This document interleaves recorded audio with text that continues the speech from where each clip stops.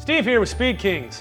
We got this 2014 Dyna up on the rack today, and we're gonna go ahead and change its clutch plates out. So we're gonna go ahead and walk you through the whole installment of new Kevlar coated clutch plates and a heavy duty spring. It's an easy installation, but if you haven't done it before, it can be a little intimidating. You might wanna upgrade your clutch plates if you're a stunter or even an aggressive rider. Carving canyons and just really ripping on the clutch a lot, or doing wheelies and burnouts. This is a really good upgrade, and it's a pretty cheap upgrade for the start. We're gonna upgrade it on this particular bike because he feels that his clutch plates are slipping. We've already done our adjustment at the clutch pack, and we know it's not really working out for him.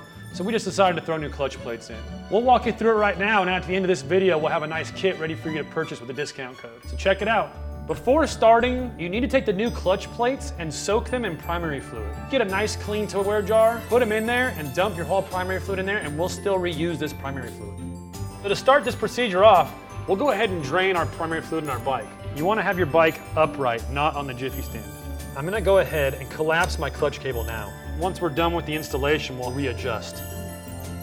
We're gonna go ahead and remove the foot peg mount, the gear shifter arm, the derby cover, and the primary cover.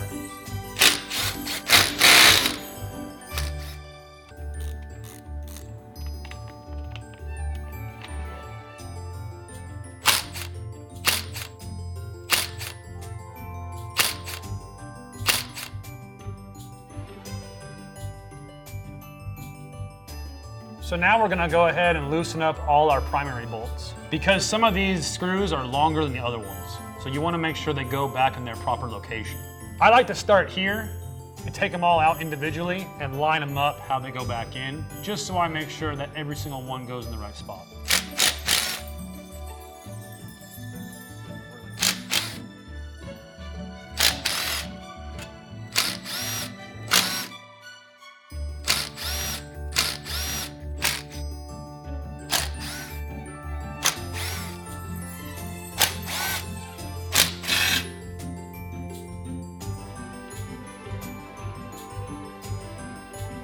We're gonna go ahead and remove this retaining clip and pull our adjustment assembly out. Then we'll remove these bolts, pull our spring and plates out. When removing some of these big retaining clips, just be careful because they can spring out and hit you. Now we're gonna go ahead and remove all 6 of these screws.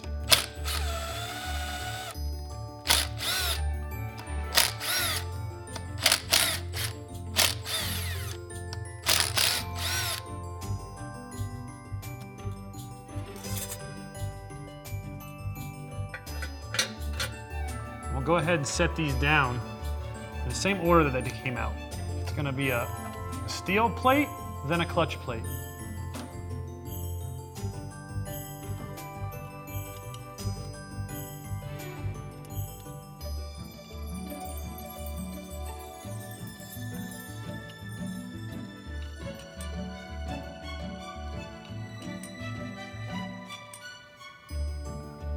All right, now we're gonna go ahead and put our clutch plates back in. We start with a friction plate.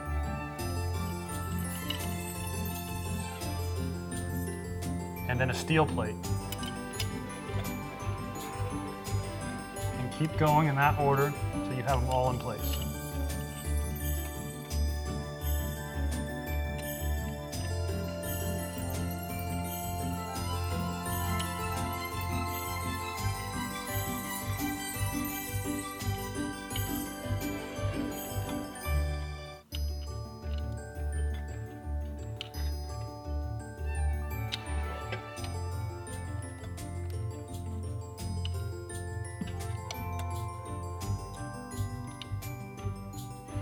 So we're going to put our clutch pack plate back on,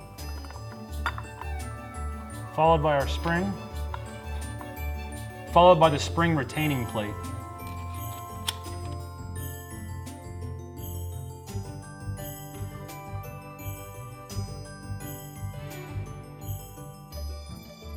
We're going to go ahead and tighten these to 100 inch-pounds. First, we'll snug them up with our ratchet and torque them down with our torque wrench.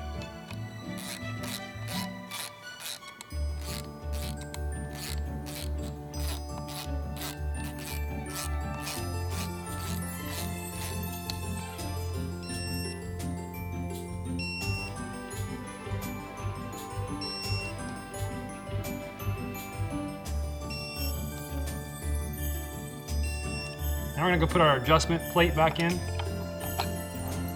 and the retaining clip.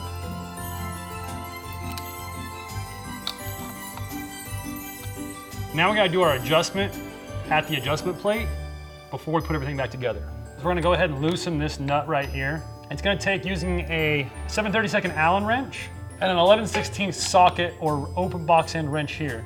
I have this special gear wrench tool that goes through it, so I use this. So I put it on the nut and I break it loose. We're gonna tighten this Allen head until we feel it snug, and then we're gonna back off a half a turn. With that now backed off, we're gonna go ahead and tighten everything down again.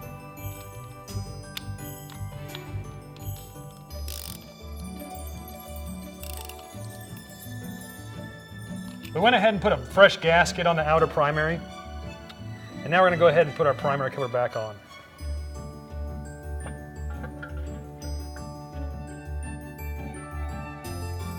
From this point, we'll go ahead and put our primary bolts back in the same order that we removed them. If you remember, I always start right here. We'll go ahead and put that one in first. We're gonna snug them down, and then we're gonna go through the tightening sequence, putting them down to their torque spec. So now we're gonna go ahead and tighten down all of our primary bolts to 120 inch-pounds. And we're gonna do it in this sequence.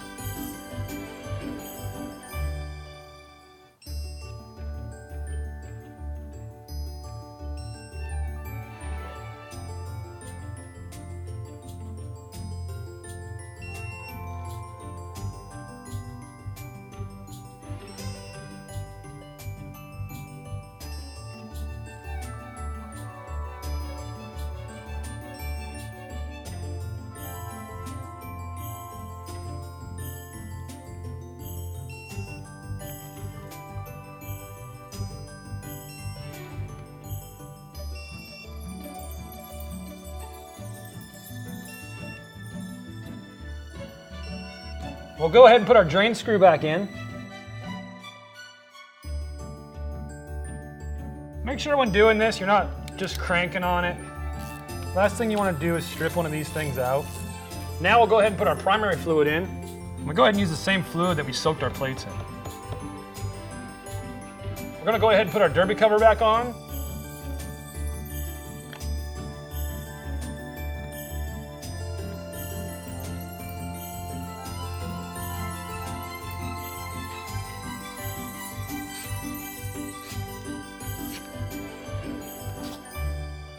From here, we go ahead and put everything back together.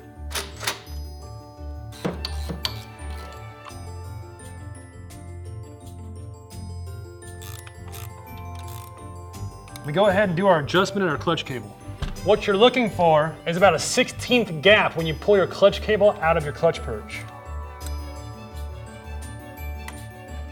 Once we get our location, we go ahead and tighten down the jam nut.